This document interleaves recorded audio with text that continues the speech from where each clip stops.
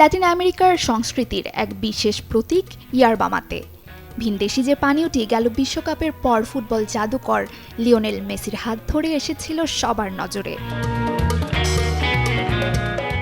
বিশেষ এই ভেষজ পানীয় প্রস্তুত করা হয় ইয়ারবা মাতে নামক গাছের শুকনো পাতা থেকে।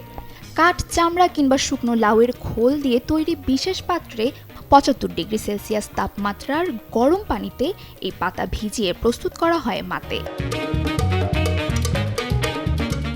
এরপর একটি ধাতব পাইপের সাহায্যে উপভোগ করা হয় এর ধোঁয়াটে তেতো স্বাদ। অনেক সময় এর কড়া ভাব কমাতে পুদিনা পাতা, মধু কিংবা লেবুর খোসাও ব্যবহার হয়ে থাকে। ল্যাটিন আমেরিকায় পরম বন্ধুত্বের প্রতীক হিসেবে পান করা এই মাতে কেবল একটি চমৎকার পানীয়ই নয়, এটি মূলত পুষ্টির ভাণ্ডার। প্রচুর পরিমাণে অ্যান্টিঅক্সিডেন্ট, ক্যাফেন ও ভিটামিন সমৃদ্ধ এই পানীয় ক্লান্তি দূর করে তাৎক্ষণিক কর্মক্ষমতা ও মনোযোগ বৃদ্ধি করে।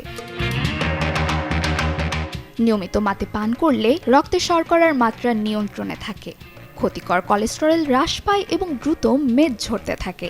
এছাড়া এর ব্যাকটেরিয়াল প্রতিরোধী উপাদান শরীরের রোগ প্রতিরোধ ক্ষমতাকে করে তোলে বহুগুণ শক্তিশালী। দক্ষিণ আমেরিকার আদিবাসী গুয়ারনিদের থেকে মাতে পান করার ঐতিহ্য উঠে আসে, যেটি একই পাত্রে ভাগাভাগি করে খাওয়া হয় যে কোনো আড্ডায় কিংবা আসরে। কারণ আদিকাল থেকেই মনে করা হয় একই পাত্র থেকে পালা করে সবার মাতে পান করার সামাজিক রীতি পারস্পরিক আত্মিক বন্ধনকে আরও দৃঢ় করে তোলে।